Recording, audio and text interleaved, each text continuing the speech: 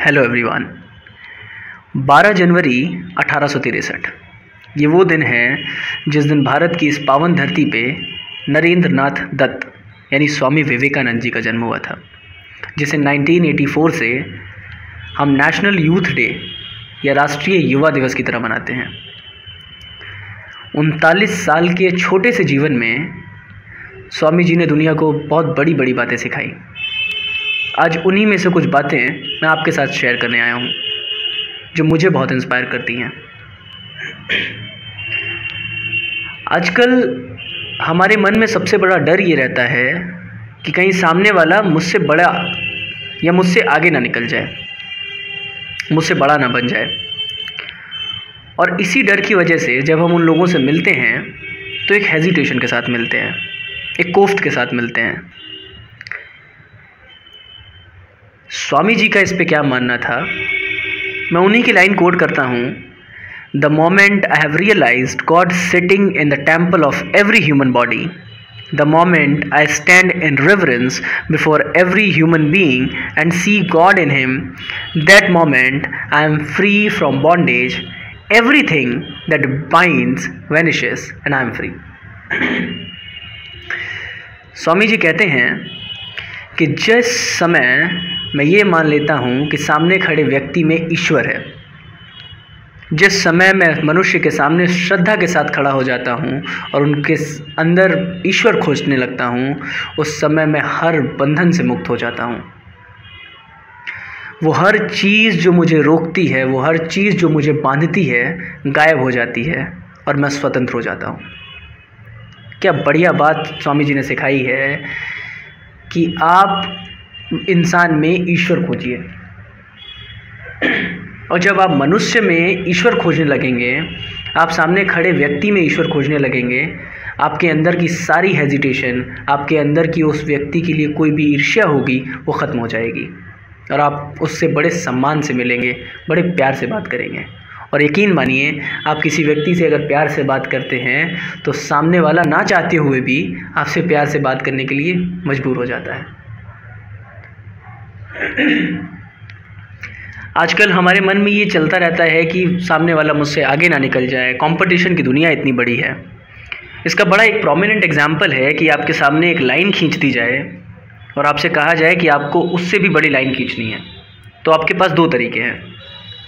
या तो आप उससे लंबी लाइन खींच दीजिए या फिर एक छोटी सी लाइन खींच दीजिए और पहले वाली लाइन को मिटा के अपनी लाइन से भी छोटी कर दीजिए, क्योंकि ये तरीका थोड़ा ज़्यादा कन्वीनियंट है।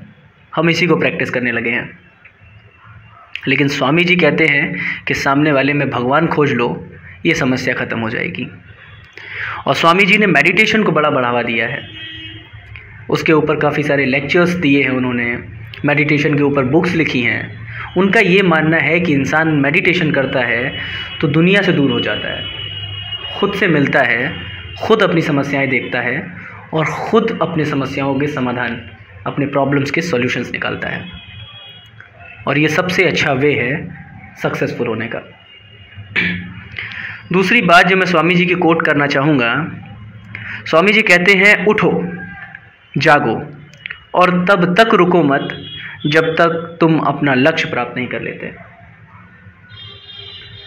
कई बार क्या होता है कि हम अपना गोल सेट करते हैं और उसके लिए जब काम शुरू करते हैं करना तो स्ट्रगल करना पड़ता है और कोई भी गोल आसान नहीं होता। जब हम स्ट्रगल करते हैं, फेलियर्स आती हैं, तो कई बार हम गोल छोड़ देते हैं बीच में ही। हम ये समझते हैं कि इतना कठिन है, कैसे कर पाएंगे, और वहीं गोल छोड़ के चले जाते हैं। लेकिन स्वामी जी कहते हैं कि एक बार अगर आपने गोल सेट कर लिया तो उसके लिए रुको मत जब तक कि आप उसको अचीव ना कर लें। और इसीलिए स्वामी जी कहते हैं कि उठो, जागो और तब तक नहीं रुको जब तक तुम अपना लक्ष्य प्राप्त नहीं कर लेते। Don't stop your self unless you have achieved your goal. एक और बड़ी कमाल की बात जो स्वामी जी की मुझे लगती है, स्वामी जी कहते हैं, you have to grow from the inside out. No one can teach you, no one can make you spiritual, there is no other teacher but your own soul. Swami ji का मानना है कि आपकी अपनी आत्मा से बढ़ा इस दुनिया में कोई दूसरा गुरु नहीं है। और मेडिटेशन का यहाँ भी फ़ायदा है, क्योंकि उनका कहना ये है कि जब आप अपनी आत्मा से पूछते हैं और अपनी आत्मा से सीखते हैं तो ही आप सक्सेसफुल बन सकते हैं, तो ही आप ज्ञानी बन सकते हैं। और अपनी आत्मा से मिलने के लिए मेडिटेशन बड़ा ज़रूरी होता है, ऐसा स्वामी जी मानते हैं। विवेकानंद जी कहते हैं कि आप अपने गुरु बन जाइए, आप अपनी आत्मा को अपना गुरु बना दीजिए, तभी सारी सिचुएशंस आपके हाथ में होंगी। और ये बात सही भी है।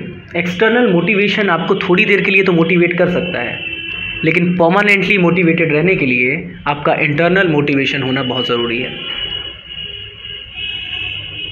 फिर 11 सितंबर 1893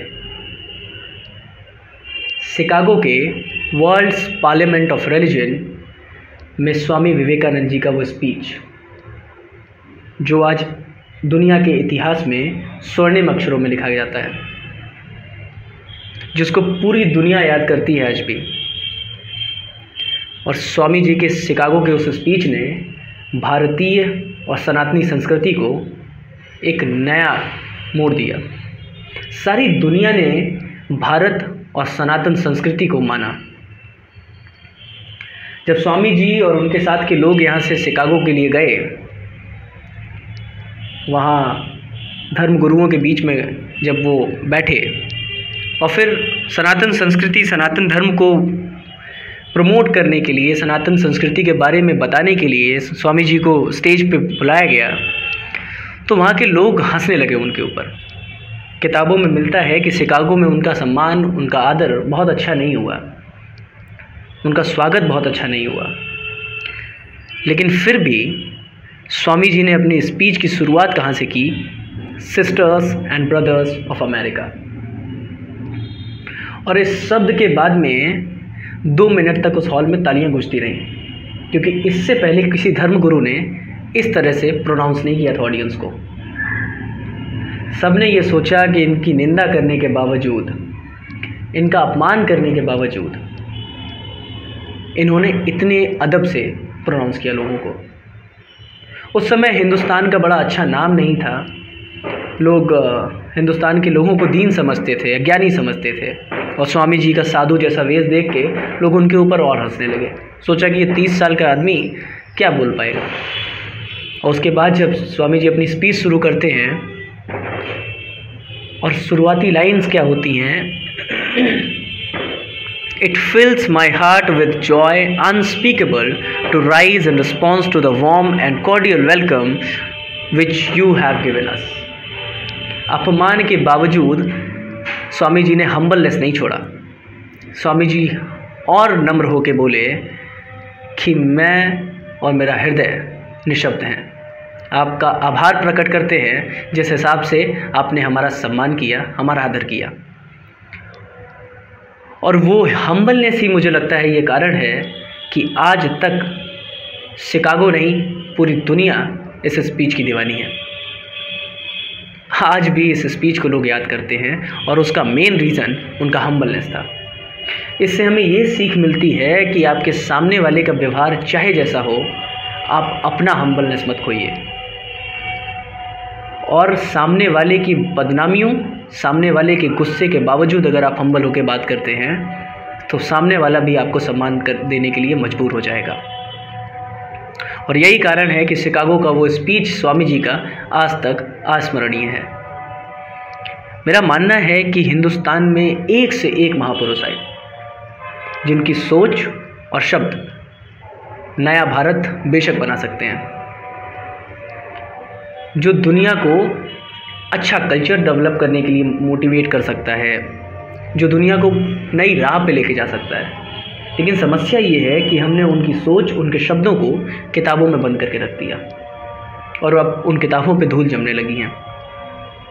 ज़रूरत है उन किताबों के धूल को हटा के उन पन्नों को फिर से पलटने की। और अगर आपके पास उतना समय नहीं है तो जुड़ जाइए इस चैनल के साथ।